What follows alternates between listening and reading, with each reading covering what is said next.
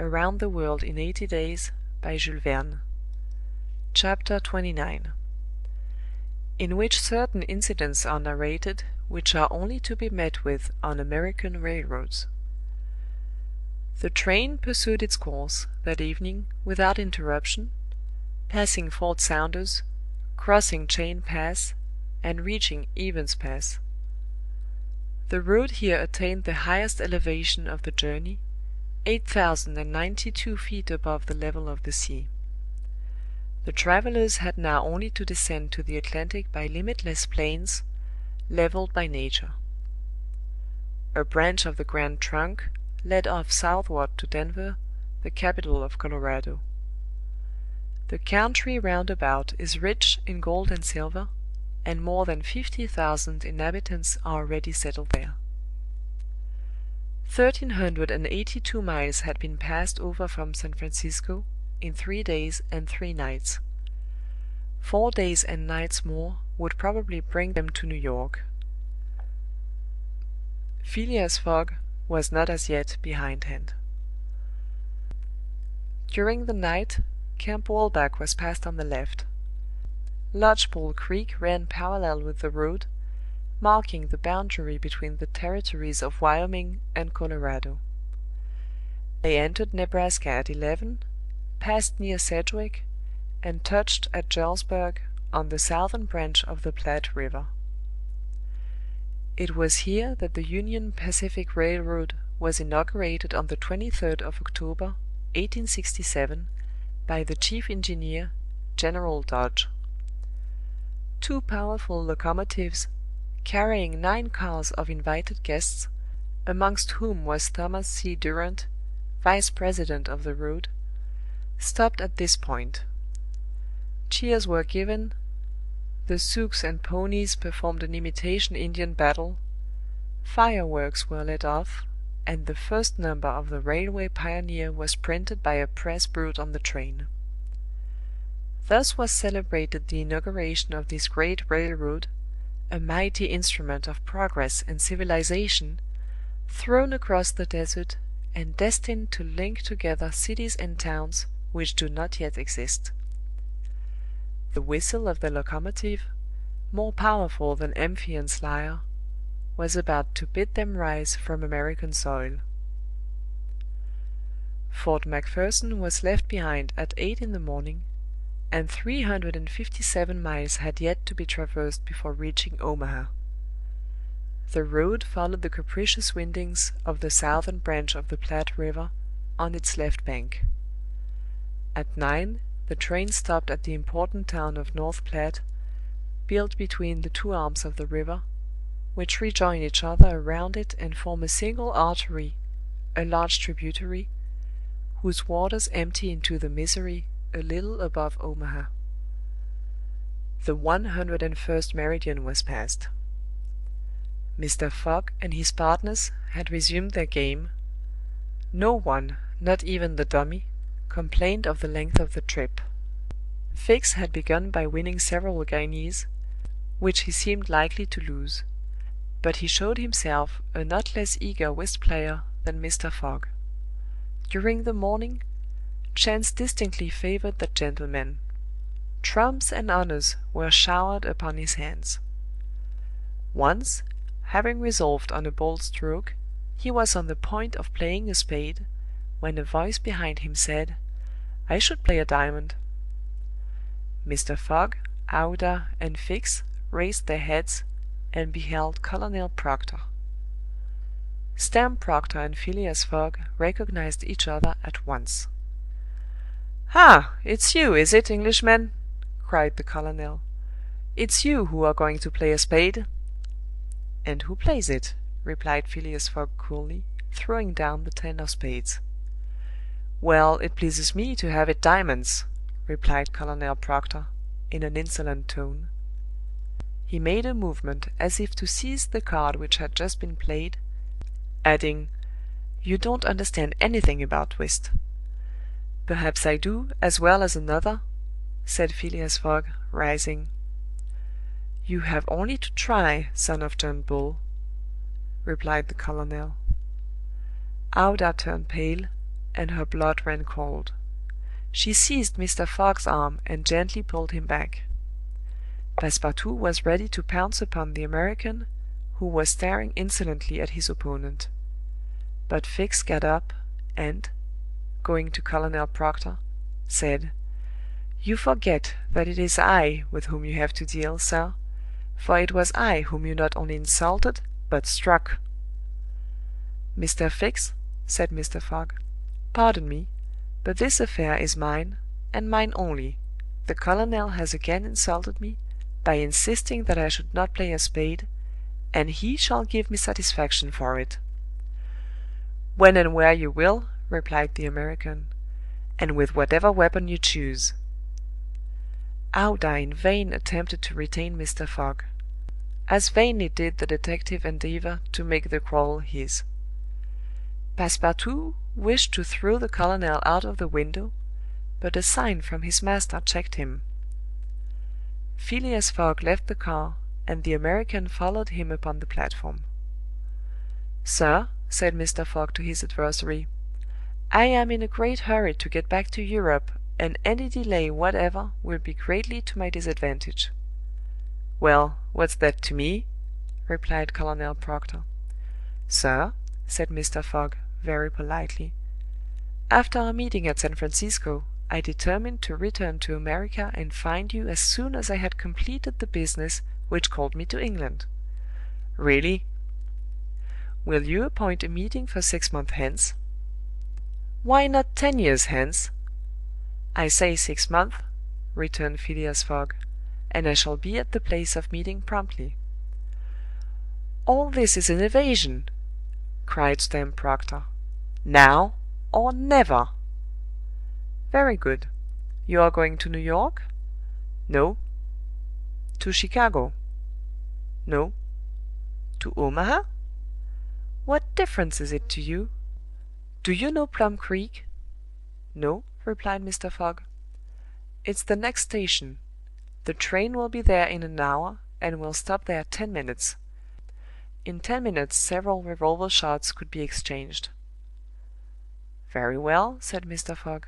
"I will stop at Plum Creek." "And I guess you'll stay there, too," added the American insolently. "Who knows?" replied Mr. Fogg, returning to the car as coolly as usual.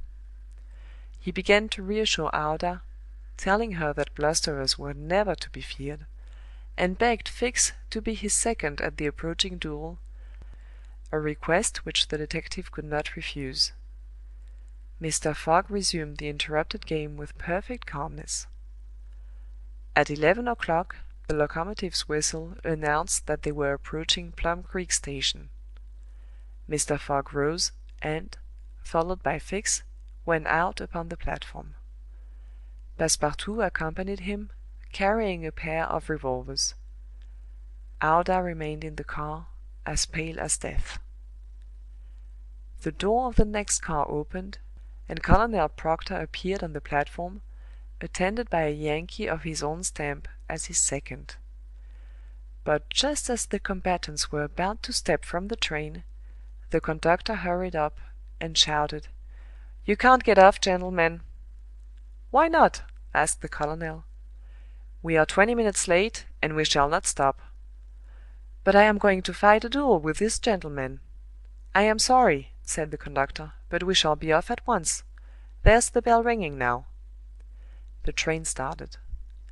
"I'm really very sorry, gentlemen," said the conductor. "Under any other circumstances I should have been happy to oblige you. But, after all, as you have not had time to fight here, why not fight as we go along?" "That wouldn't be convenient, perhaps, for this gentleman," said the colonel, in a jeering tone. "It would be perfectly so," replied Phileas Fogg. "Well, we are really in America," thought Passepartout, "and the conductor is a gentleman of the first order." So muttering, he followed his master. The two combatants, their seconds, and the conductor, passed through the cars to the rear of the train. The last car was only occupied by a dozen passengers, whom the conductor politely asked if they would not be so kind as to leave it vacant for a few moments, as two gentlemen had an affair of honor to settle.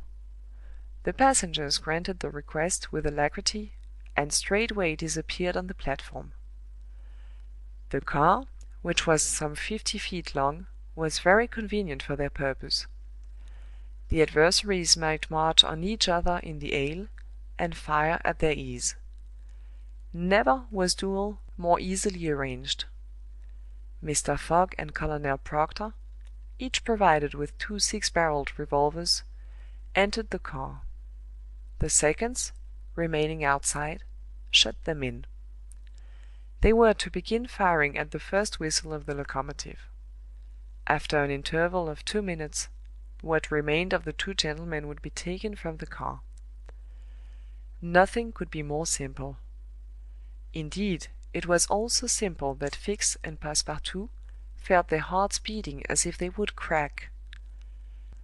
They were listening for the whistle agreed upon, when suddenly savage cries resounded in the air, accompanied by reports which certainly did not issue from the car where the duelists were.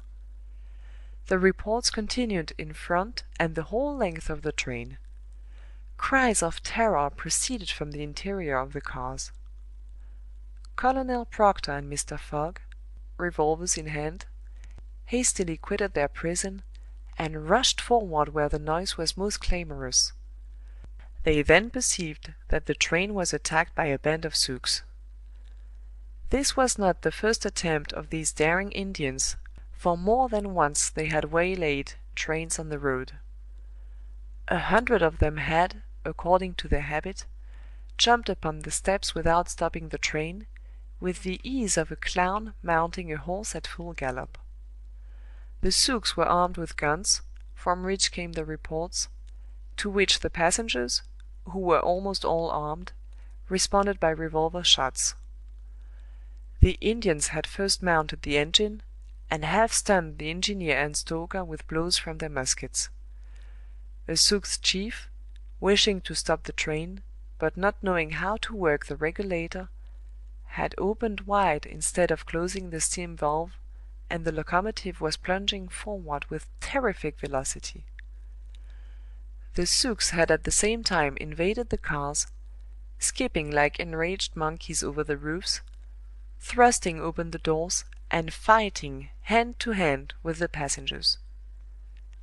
Penetrating the baggage car, they pillaged it, throwing the trunks out of the train. The cries and shots were constant. The travelers defended themselves bravely.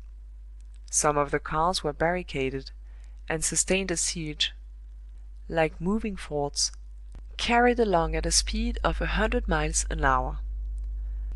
Aouda behaved courageously from the first. She defended herself like a true heroine, with a revolver, which she shot through the broken windows whenever a savage made his appearance. 20 Sioux had fallen mortally wounded to the ground, and the wheels crushed those who fell upon the rails as if they had been worms. Several passengers, shot or stunned, lay on the seats. It was necessary to put an end to the struggle, which had lasted for 10 minutes, and which would result in the triumph of the Sioux if the train was not stopped. Fort Kearney station, where there was a garrison, was only 2 miles distant; but, that once passed, the Sioux would be masters of the train between Fort Kearney and the station beyond. The conductor was fighting beside Mr. Fogg when he was shot and fell. At the same moment he cried, "Unless the train is stopped in 5 minutes, we are lost!" "It shall be stopped," said Phileas Fogg, preparing to rush from the car. "Stay, monsieur!"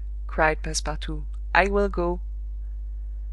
Mr. Fogg had not time to stop the brave fellow, who, opening a door unperceived by the Indians, succeeded in slipping under the car; and while the struggle continued and the balls whizzed across each other over his head, he made use of his old acrobatic experience, and with amazing agility worked his way under the cars, holding on to the chains, aiding himself by the breaks and edges of the sashes, creeping from one car to another with marvelous skill, and thus gaining the forward end of the train. There, suspended by one hand between the baggage car and the tender, with the other he loosened the safety chains. But, owing to the traction, he would never have succeeded in unscrewing the yoking bar, had not a violent concussion jolted this bar out. The train, now detached from the engine, remained a little behind, whilst the locomotive rushed forward with increased speed. Carried on by the force already acquired, the train still moved for several minutes; but the brakes were worked, and at last they stopped, less than 100 feet from Kearney station. The soldiers of the fort, attracted by the shots, hurried up. The Sioux had not expected them, and decamped in a body before the train entirely stopped. But when the passengers counted each other on the station platform, several were found missing; among others the courageous Frenchman, whose devotion had just saved them. Chapter 29.